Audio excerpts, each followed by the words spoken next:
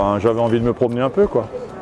Non, en fin de compte, j'étais en France et je travaillais comme un malade. Et puis ma fille, elle m'a dit, écoute papa, le monde est grand, la vie est petite. Et donc j'ai commencé à réfléchir et j'ai commencé à prendre un sac à dos et à marcher. Et tous les ans, ça fait 5 ans, tous les ans je marche un peu plus. Et l'année dernière j'ai traversé toutes les Alpes à pied, donc 2000 km. Et cette année je me suis dit je vais faire un truc plat, j'ai envie de rencontrer les gens. Et donc quelqu'un m'a dit toi t'es fou, un jour tu feras Paris-Dakar. Et puis j'ai dit tiens je vais le faire. On m'a dit c'est impossible et c'est pour ça que je l'ai fait, quoi. J'ai commencé de la Tour Eiffel le 6 juillet. Donc ça fait actuellement 231 jours que je marche, donc un peu plus de 7 mois. Donc j'ai traversé la France, l'Espagne, le Portugal, tout le Maroc, donc c'est 2500 km, et la Mauritanie. Et je suis passé par Rosso et puis maintenant le Sénégal. L'étape Sénégal avec les moustiques.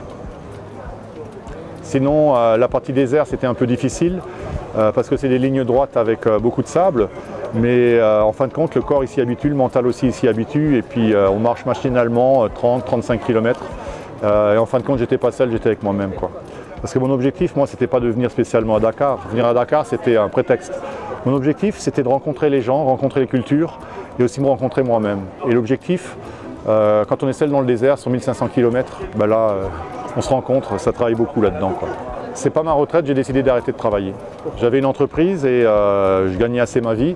Et je me suis dit, j'avais une belle voiture, ça ne servait à rien d'en avoir une deuxième. J'ai mis un peu d'argent de côté. Et j'ai lu un bouquin qui s'appelle « Tu commenceras ta seconde vie quand tu as compris que tu n'en as qu'une ». Et donc j'ai décidé de vivre différemment, par du partage, par des choses simples. C'est plus de la richesse matérielle, c'est de la richesse immatérielle. Et franchement, les 230 jours que j'ai marché, j'ai remarqué qu'il y a beaucoup de gens qui ont de l'argent, pas dans la poche, mais dans le cœur. Et ça, c'est génial, quoi. Les seules difficultés que j'ai vraiment eues, il n'y a pas vraiment eu de difficultés, mais à chaque fois que je passais une frontière, que ce soit en Espagne, je ne parle pas l'espagnol, j'avais 2 ou 3 jours d'appréhension, mais j'ai vu qu'on arrivait à parler avec le cœur, avec les mains, et ça allait.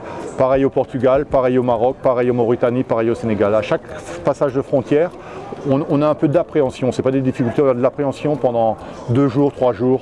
Et puis les gens, ils sont tellement accueillants, ils vous donnent confiance, et puis après vous marchez, c'est que du bonheur, quoi.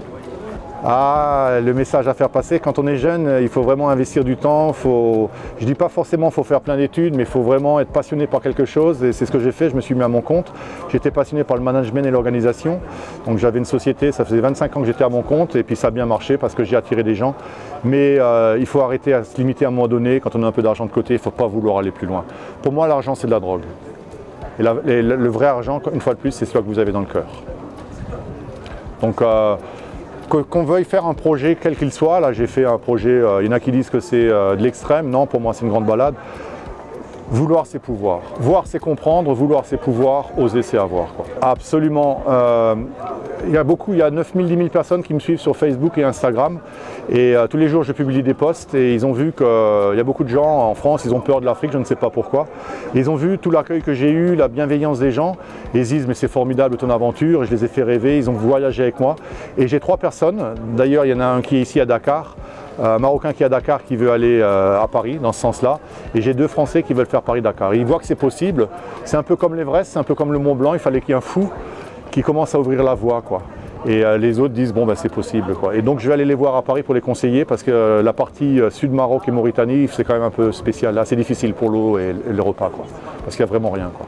D'accord, merci beaucoup. Et ce que j'ai envie de dire, on est au phare des Mamelles ici, je voudrais que ça soit officiel l'arrivée du Paris-Dakar à pied.